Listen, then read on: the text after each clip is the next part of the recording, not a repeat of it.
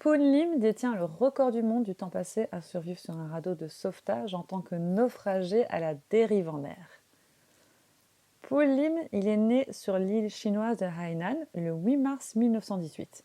Il a fréquenté l'école, contrairement à beaucoup d'autres enfants de son âge, grâce à ses frères, travailleurs d'usine, qui envoyaient de l'argent à leur famille afin de leur garantir une éducation minimum. Et c'est à l'âge de 16 ans que le père de Lim, qui pensait pouvoir lui offrir une vie meilleure, et peut-être aussi par crainte que Lim ne soit enrôlé pour lutter contre les Japonais qui progressent assez rapidement, qu'il l'envoie rejoindre un de ses frères sur un navire marchand de l'armée britannique afin d'y être steward. C'est donc en 1942, en pleine Deuxième Guerre mondiale, que ce marin chinois va travailler comme second steward sur un navire marchand de l'armée britannique appelé SS Ben Lomond. Le voyage en mer démarre de Port Saïd, donc en Égypte. Il doit se rendre à New York aux États-Unis en passant par Cape Town en Afrique du Sud et Paramaribo au Suriname. Le SS Ben Lomond a été construit en 1922. Il a été revendu de nombreuses fois pendant 20 ans jusqu'en 1938, date à laquelle la compagnie maritime écossaise Ben Lime Steamers le rachète dans le cadre de son expansion. C'est cette même année qu'elle lui donnera le nom qu'on lui connaît, qui sera d'ailleurs le dernier. Le dernier voyage du Ben Lomond démarre alors. Et c'est le 23 novembre 1942 que le pire arriva. Alors qu'il navigue toujours sans escorte à Paramaribo, il est repéré par un sous-marin allemand, le U-172, qui ne passe pas à côté du fait que le Ben Lomond est faiblement armé, qu'il se déplace plutôt lentement et qu'il navigue seul plutôt qu'en convoi. Le commandant de bord du U-172, Karl Emmermann, scellera le destin du Ben Lomond en donnant l'ordre à 14h10 de tirer 2 torpilles qui vont le frapper et entraînera son naufrage quasi immédiat puisque c'est seulement 2 minutes qu'il lui faudra pour le noyer à 750 miles, autrement dit 1210 km à l'est du fleuve Amazon. En quelques secondes, pris au piège du naufrage, Lim, dans un élan de vie tout à fait incroyable, décide de se jeter à l'eau en plein naufrage, affûté uniquement d'un gilet de sauvetage. Et cette décision, des plus rocambolesques, lui sauvera la vie, puisqu'il réussit à sauter par-dessus bord quelques minutes seulement avant que les chaudières n'explosent. Et cette tragédie, tristement, tuera une très grosse partie de l'équipage, composé de 55 matelots, pour la plupart pris au piège, à l'exception de Lim, ainsi que de 5 à 11 autres survivants qui ont pu également abandonner le navire. Alors selon les sources, les versions divergent. Il arrive qu'on puisse lire qu'il y a eu 5 ou 6 ou 11 survivants. Ce qui est sûr, c'est que tous, à l'exception de Lim évidemment, ont pu être repêchés par des bateaux après le naufrage. Et il faut savoir qu'à cette époque, tout le monde ne sait pas parfaitement nager. Et c'est d'ailleurs le problème majeur de Lim, c'est un très mauvais nageur. Malgré cet handicap, il restera pas moins de 2 heures dans l'eau, en flottaison grâce à son gilet de sauvetage, avant qu'un véritable miracle ne se produise.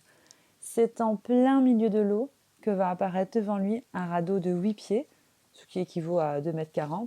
Devant ce qu'il pourrait prendre pour un mirage, il se précipite et ce qu'il découvre est un véritable trésor de survie. À l'intérieur de ce radeau de secours se trouvent plusieurs boîtes de biscuits, une cruche d'eau d'environ 40 litres, du chocolat, un sac de morceaux de sucre, des fusées éclairantes et 2 pots à fumer ainsi qu'une lampe de poche. Il est sauvé pour quelques jours concernant la nourriture et l'eau, mais il doit faire face à des conditions qui sont assez impitoyables, c'est-à-dire qu'il est criblé de coups de soleil, il a le mal de mer, et il doit résister aussi à cette agonie de regarder passer les bateaux, et il y en aura beaucoup. Il verra successivement passer un cargo ainsi qu'une escouade d'avions de la patrouille maritime américaine juste sous ses yeux. Il va même être repéré à un moment donné par un avion qui passe au-dessus de lui et qui, pour marquer sa position, va lancer une bouée de repérage près de lui.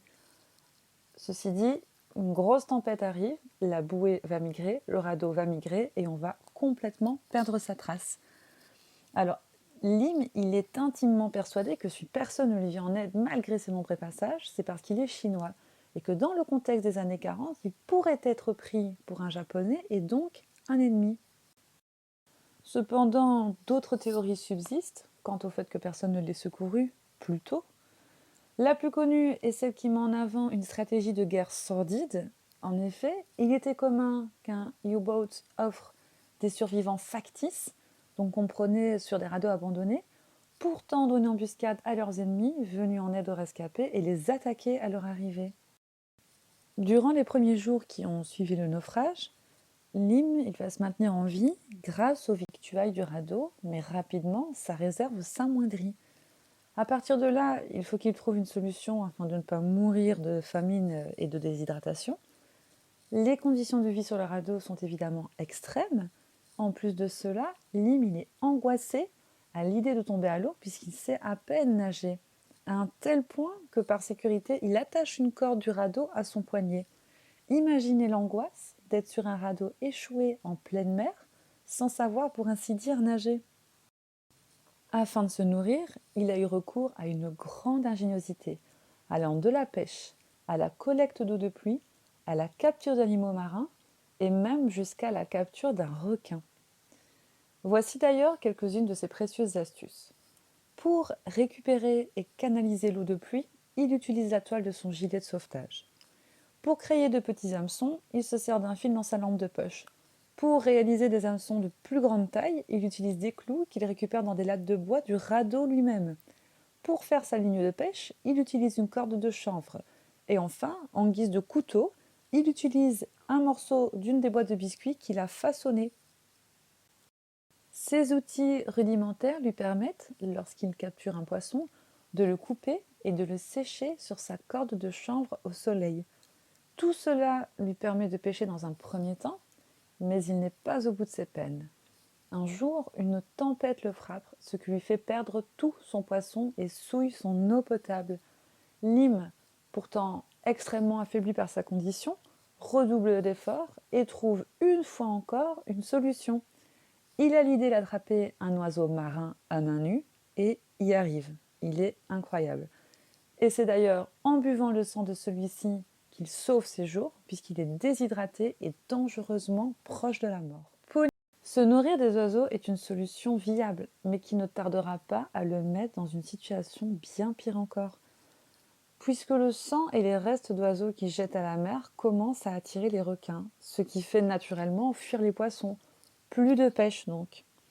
Là, Lim, désespéré, envisage avec audace d'attraper un requin. Le hic, c'est qu'il ne peut pas se jeter à l'eau pour les attraper, pour les approcher, puisqu'il peut à peine nager. Alors, il redouble d'ingéniosité une nouvelle fois en utilisant les restes d'oiseaux morts qu'il a capturés comme appât. Et cette technique fonctionne pour ainsi dire immédiatement puisqu'il parvient à attraper son premier requin. Sa technique consiste à tresser une ligne de pêche pour qu'elle soit renforcée et plus épaisse. Ensuite, il enveloppe ses mains dans de la toile pour éviter le glissement lors de la capture. Et une fois que l'appât est dans la gueule du requin, Lim le frappe de toutes ses forces et le remonte sur le radeau. Il racontera que le requin sur le radeau continuait à se débattre et a tenté de l'attaquer à plusieurs reprises, et c'est en saisissant la cruche d'eau à moitié remplie comme arme qu'il a réussi à le tuer. Une fois le requin maîtrisé, il ouvre l'animal, boit son sang en suçant son foie afin d'étancher sa soif. Il va aussi découper ses nageoires et les faire sécher au soleil afin de les consommer. Le 5 avril 1943, soit après plus de 4 mois passés sur ce radeau, Lim se rapproche enfin des terres brésiliennes. Et il s'en était rendu compte, car il avait déjà observé un changement de la couleur de l'eau. C'était plus un bleu océanique profond. Il sera repêché le 8 avril 1943 par 3 pêcheurs brésiliens qui l'ont enfin secouru et emmené à Belém 3 jours plus tard. Au cours de son épreuve, Lim a perdu 9 kilos, mais il a pu marcher sans aide après avoir été secouru. Il a passé 4 semaines dans un hôtel brésilien pendant que le consulat britannique a organisé son retour en Grande-Bretagne via Miami et New York. Et lorsqu'on lui a dit que personne n'avait jamais survécu plus longtemps sur un radeau en mer, Lim a simplement répondu « J'espère que personne n'aura jamais à battre ce record ». Le roi George VI lui décernera une médaille de l'Empire britannique et la Royal Navy intégrera son histoire dans des manuels de techniques de survie. Après la guerre, Lim décide d'émigrer aux États-Unis, mais le quota d'immigrants chinois avait été atteint. Cependant, et en raison de sa renommée et de l'aide du sénateur Warren Magnuson, il a reçu une dispense spéciale et a finalement obtenu la citoyenneté. Enfin, Lim mourra à Brooklyn le 4 janvier 1991 à l'âge de 73 ans. Voilà, pour aujourd'hui l'histoire est terminée. J'espère qu'elle vous aura plu et qu'elle vous aura intéressé. Je vous invite, si c'est le cas, à me mettre un petit pouce bleu, à vous abonner et à activer la petite cloche, ce qui m'encouragera à poursuivre sur les prochains sujets. Et je vous dis à très bientôt.